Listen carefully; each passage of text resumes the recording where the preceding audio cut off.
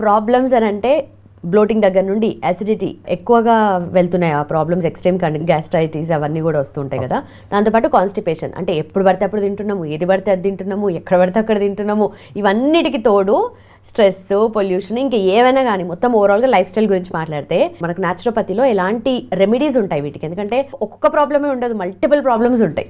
దానికి ఎలాంటి రెమెడీస్ ఉంటాయి అంటారు? చాలా బాగా చెప్పారు. అంటే ఇష్టం వచ్చిన తిండి తింటారు, junk food, non veg, spices, ఉలుపు అన్నీ తిని ఇవన్నీ ప్రాబ్లమ్స్ రాకపోతే ఇంకేమొస్తాయి? Right right. కాబట్టి మనకు ఒక అవేర్నెస్ కావాలి.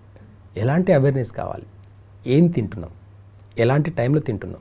నీ సిచ్యువేషన్ ఎలాగైనా ఉండొచ్చు, నీ జాబ్ పర్పస్ ఏ టైంలో నువ్వు జాబ్ చేయొచ్చు, కానీ లైఫ్లో ఒక సిస్టమేటిక్ లేకపోతే ఖచ్చితంగా క్రానిక్ డిసీజ్కి ఒక రూట్ కాస్ అవుతుంది. అవును, తినేటప్పుడు అనిపిస్తుంది అరే ఇది మంచిది కాదు, అంటే ఈ టైంలో తినడం మంచిది కాదని, కానీ సర్లే మనకు టైం లేదు, ఇది ఒక్కసారికి అయిపోతుందిలే ఇలా కానీ అని చెప్పేసి అది అలవాటు అయిపోతుంది. ఇలాంటి అలవాట్లకు ఒక మంచి రెమెడీ చెప్పొచ్చు. కాకపోతే ఏం చేస్తారు అప్పుడు తెలుసా? అన్నీ తినేసి నేను చెప్పిన టిప్ మాత్రం పాటిస్తారు. సిస్టమ్ని ఫాలో కాకుండా సిస్టమ్కి అన్నీ చేసేసి ఏదైనా మీకు డే మార్నింగ్ నుంచి పట్టుకొని ఏదైనా తినండి, ఈవినింగ్ అయ్యేసరికి ఒక చిన్న టిప్ చెప్తా, లాస్ట్కి చెప్తా. అది కాబట్టి ఏం చేస్తారంటే అన్ని తినేసి ఏదో చెప్పారు కదా, ఇదేదో టెక్నిక్ బాగుంది కదా, అన్ని తినొచ్చు, లాస్ట్కి పని చేయొచ్చు అని చెప్పేసి చేస్తారు. కానీ లైఫ్లో ఒక సిస్టమేటిక్ లేకపోతే ఖచ్చితంగా దాని ఎఫెక్ట్ అనేది బాడీకి ఖచ్చితంగా తీసుకోవాల్సి వస్తుంది. కాబట్టి లైఫ్లో ఒక సిస్టమేటిక్ రావాలి. ఎలాంటి ఫుడ్ తింటున్నాం, ఏ టైంలో తింటున్నాం, ఎందుకు తింటున్నాం, క్రేవింగ్కి తింటున్నామా, టేస్ట్కి తింటున్నామా, హెల్త్ కోసం తింటున్నామా, నువ్వు సంపాదించేది, నువ్వు జాబ్ చేసేది, నీ ఫ్యామిలీ, ఇవన్నీ దేనికోసం? హెల్తీగా ఉండేదానికా లేకపోతే లైఫ్ని ఎంజాయ్ చేసేదానికా? లైఫ్ని ఎంజాయ్ చేయాలనుకుంటున్నావా? హెల్త్ని గాలికి వదిలేసి మీ ఇష్టం వచ్చిన పని, మీ ఇష్టం వచ్చిన ఫుడ్ని తినేసి 4 రోజులు బతకండి, సరిపోతుంది. మీరు సంపాదించేది రేపటి నాడు ఈ హాస్పిటల్ బిల్స్ కూడా సరిపోవు. ఈ రోజుల్లో అందరూ ప్రాబ్లం ఫేస్ చేసేది ఎక్కడ? కష్టపడి సంపాదిస్తున్నామని చెప్తున్నారు, నా హార్డ్ వర్క్ చేస్తానంటారు, నైట్ డ్యూటీ చేస్తున్నాను నేను అది అంటారు. నీ హెల్త్ పాడు చేసుకుని నువ్వు ఎంత సంపాదిస్తే కూడా ఏం లాభం? కాబట్టి కాన్షియస్గా తినండి. పెద్దలు టైంకి తినమని చెప్పారు. ఏ టైంకి తినమని చెప్పారు అడిగారా ఎప్పుడన్నా? అడగలేదు. జస్ట్ ఒక 30-40 years బ్యాక్ మనమే వెళ్తే మంచి కాలేజ్కి వెళ్ళినప్పుడు, స్కూల్కి వెళ్ళినప్పుడు, జాబ్కి వెళ్ళినప్పుడు మార్నింగ్ మంచి కడుపు నిండా 2 రొట్టెలు ఇంత అన్నం వేసుకొని మంచి కడుపు నిండా తినేసి వెళ్ళారు. మిగతా టైంలో హార్డ్ వర్క్ చేశారు. అంటే మార్నింగ్ కడుపు నిండా తినడం అనేది చాలా ఇంపార్టెంట్. చాలా వీడియోలో చెప్పాను నేను, మార్నింగ్ 7 to 9 లోపల కడుపు నిండా తినండి. ఎందుకంటే డే టైం అంతా బయట టెంపరేచర్ ఎక్కువ ఉంటుందండి, మన జఠరాగ్ని కూడా చాలా యాక్టివేట్గా ఉంటుంది. ఎంత హెవీ ఫుడ్ తిన్నా ఈజీగా డైజెషన్ అవుతుంది. డైజెషన్ సిస్టంలో ప్రాబ్లం వచ్చినప్పుడు మీరు చెప్పిన గ్యాస్ట్రిక్ ప్రాబ్లమ్స్, కాన్స్టిపేషన్ ప్రాబ్లమ్స్, అన్నీ కూడా వస్తాయి. క్రానిక్ డిసీజ్ అన్నీ రావడానికి ఫస్ట్ మన digestion system. Sugar, BP, thyroid, cancer, మీరు ఏ డిసీజ్ తీసుకున్నా మీకు డైజెషన్ బాగున్నంత వరకే. షుగర్ డైజెషన్ బాగుంటే నార్మల్ ఉంటుంది, డైజెషన్ బాగాలేకపోతే షుగర్ ఎక్కువవుతుంది. అందుకే ఇప్పటిదాకా మెడిసిన్స్ రాలే. మెడిసిన్స్ అంతా షుగర్కి మెడిసిన్స్ ఎక్కడ ఆలోచన చేశారంటే ప్యాంక్రియాస్ బాగాలేదు అందుకే షుగర్ ఎక్కువైంది. ప్యాంక్రియాస్ ఎందుకు బాగవట్లేదు, ఎందుకు అంత ఓవర్లోడ్ అవుతుంది, ఎందుకు ఇన్సులిన్ని ప్రొడ్యూస్ చేయట్లేదు అనేది ఒక్కసారి ఆలోచించారా? Simple digestion process. మనం తినే ప్రతి ముద్ద కూడా స్వీట్గానే కన్వర్ట్ అవుతుంది. ఒక్కసారి తిని చూడండి. బాగా ఇంత గొడ్డు కారం వేసుకొని, రెడ్ చిల్లీ పౌడర్ వేసుకొని, మంచిగా రైస్ పెట్టుకొని దాంట్లో వేసుకొని కొంచెం ఆయిల్, నెయ్యి ఏదైనా వేసుకొని ఒక ముద్ద నోట్లో పెట్టుకోండి. కారం కారంగా ఉంటుంది, ఓకేనా? ఆ కారంని, టేస్ట్ని నోట్లో చేంజ్ చేయండి. చెప్తాను నేను ఆ టెక్నిక్. ఈ టెక్నిక్ ఒక్కటి పాటిస్తే ఎలాంటి క్రానిక్ డిసీజ్కి మెడిసిన్స్ అవసరం లేదు, గుర్తుపెట్టుకోండి. మనం తినే పద్ధతిని బట్టే మీరు చెప్పిన డిసీజ్ అన్నిటికీ సమాధానం. కారంగా తిన్న ఒక ముద్దని 32 పళ్ళు ఉన్నాయండి. ఈ 32 ఒక్క ముద్దని 32 సార్లు నమలండి మీరు. 32 సార్లు? మరి ముసలాళ్ళకి పెట్టండి. ఇప్పుడు లేదు, ముసలాళ్ళకి పెట్టండి, వాళ్ళు ఎలా తింటారో అబ్జర్వ్ చేయండి మీరు. పాతకాలం పద్ధతులు వాళ్ళందరూ నిదానంగా తింటారు. మనకు ఏదో పోయినట్టు అక్కడ, ఇంకేదో ఇంకా హాఫ్ అన్ అవర్లో వెళ్ళకపోతే ఇంకా అక్కడ జాబ్ పోతుంది, ఏమవుతుంది. మీరు హెల్దీగా ఉన్నప్పుడే మీరు లాంగ్ టర్మ్లో జాబ్ చేయగలుగుతారు. మీరు హెల్దీగా ఉన్నప్పుడే కాన్షియస్గా చేయగలుగుతారు. మీ మూడ్ స్వింగ్స్కి కూడా మీరు తినే టేస్టే. మీకు జాబ్ చేసేటప్పుడు కోపం వస్తుంది, చిరాకు వస్తుంది, భయం వేస్తుంది, ఒక ప్రాజెక్టు అవ్వట్లేదు అంటే భయం వేస్తుంది. ఈ అన్ని ఎమోషన్స్కి అంత రీజన్ ఏంటి? మీ డైజెషన్ సిస్టమే. మీ డైజెషన్ సిస్టమ్ బాగుంటే మీ మూడ్ బాగుంటుంది, మీ డైజెషన్ సిస్టమ్ బాగాలేదంటే మీకు మూడ్ ఆఫ్ అవుతుంది. అంటే ఇంటర్నల్గా డైజెషన్ సిస్టమ్ అయినప్పుడు ఆర్గన్స్ అన్నీ కూడా ఎఫెక్ట్ పడతాయి. ఇప్పుడు ఎగ్జాంపుల్ మంచి స్పైసీ ఫుడ్ తిన్నారు, లంగ్స్ ఇన్బ్యాలెన్స్ అవుతుంది. లంగ్స్ ఇన్బ్యాలెన్స్ అయితే ఏడుపు వస్తుంది, చిన్న చిన్న మాటలకి ఏడుపు వస్తుంది, దుఃఖం ఎక్కువైపోతుంది. కొంచెం పులుపు తినండి, పులుపు తినేసి కొంచెం టైంలో నిద్రపోకుండా మీ లివర్ ఇన్బ్యాలెన్స్ అవుతుంది, ఇరిటేషన్, కోపం వస్తుంది. చాలామంది అనుకుంటారు కోపం బీపీ ఉండే వాళ్ళకే కోపం ఎక్కువ అనుకుంటారు.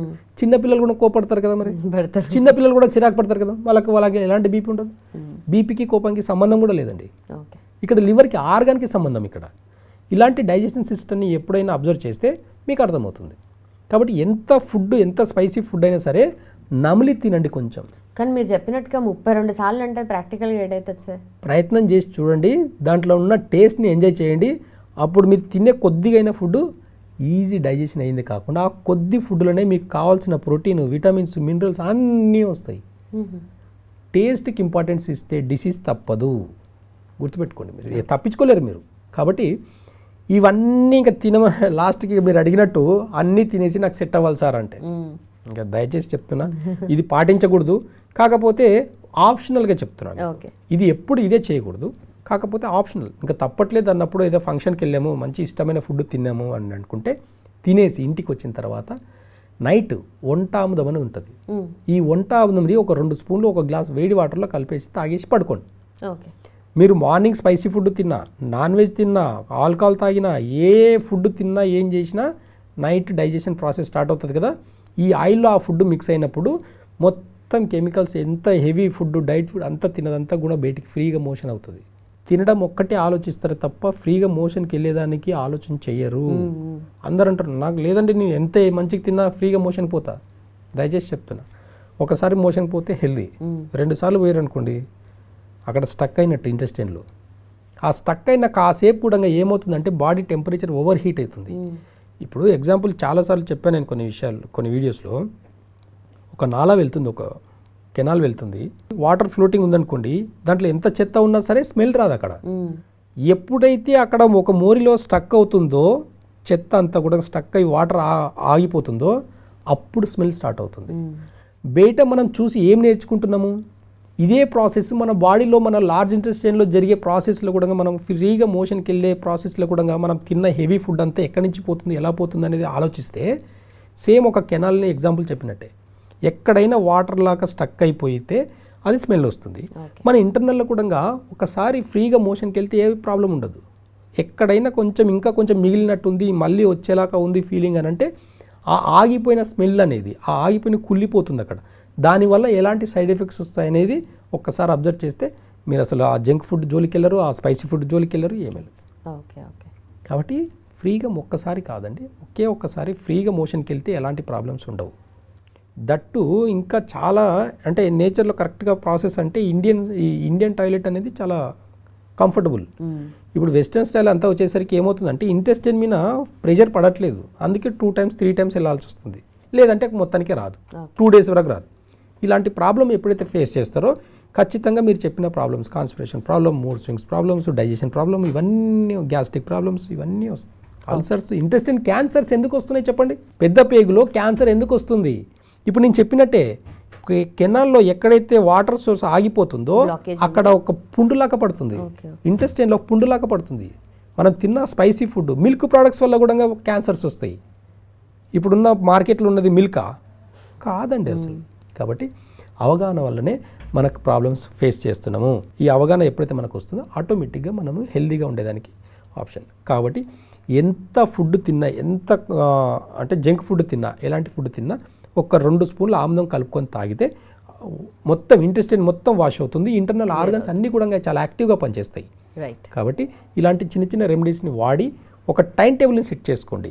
నేచర్ ఏం చెప్పింది ఒకసారి ఆలోచించండి, మన పెద్దవాళ్ళు ఏం చెప్పారు, ఎందుకు వాళ్ళు నిదానంగా తింటున్నారు, ఇవన్నీ ఒకసారి ఆలోచిస్తే చాలా హెల్తీగా ఉండొచ్చు. ఎలాంటి క్రానిక్ డిసీజ్కి మెడిసిన్స్ కూడా వాడాల్సిన అవసరం కూడా రాదు. ఓకే, సో మీరు ఫైనల్లో చెప్తా అన్న సీక్రెట్ 32 సార్లు కాదు, వంటాముదం. ఈ వంటాముదం వాడడం వల్ల అన్ని క్రానిక్ డిసీజ్ పోవడం కాకుండా ఫ్రీగా 1 or 2 times వాష్అవుట్ అవుతుంది అనమాట, ఫ్రీగా మోషన్స్ అవుతాయి. కాబట్టి ఈ వంటాముదం వాడడం వల్ల అన్ని డిసీజ్కి రూట్ కాస్, ఎలాంటి డిసీజ్ ఉన్నా తగ్గించుకోవాలనుకుంటే ఒక్క వంటాముదం వాడితే సరిపోతుంది. కాబట్టి ఈ ఆముదం వేరు, వంట ఆముదం వేరు. ఆముదం అంటే సీడ్స్ని డైరెక్ట్ మిషన్లో వేసి తీసినవి ఉంటాయి, ఆ ఆముదం పనికిరాదు. వంట ఆముదం ఆముదాలని నల్లకు కొట్టి ఒక కుండలు వేసేసి వాటర్ వేసి బాగా బాయిల్ చేస్తే వంట ఆముదం అనేది వస్తుంది. వంట వండేది వంట ఆముదం అంటే వంట వండి తీసేది వంట ఆముదం. అది మనం రోజు దినచర్యలో వంటలు అన్ని కర్రీస్లో కూడా వేసుకొని వాడడం వల్ల ఆ ఫ్యామిలీలో ఎవరికి కూడా ప్రాబ్లమ్స్ రాకుండా ఇది వాడుకోవచ్చు. Right sir, thank you so much sir. Thank you.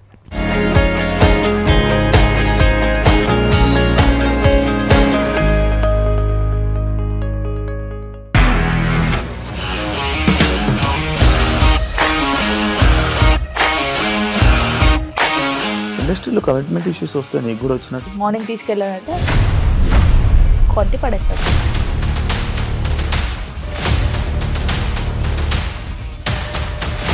ఒక్కళ్ళు కూడా చూడలేదు ఈ సినిమా అని చెప్పడానికి కూడా చాలా ధైర్యం కావాలి. అది నిజం కదా, దాంట్లో ధైర్యం ఏంటి? ఇది నెక్స్ట్ డే ప్లేట్ మార్చేస్తే తప్పు కదా. As of now we are comfortable this అని నేను అనుకుంటున్నాను. రష్మిక గారిది మీది ఒకే ఊరు అంట కదా?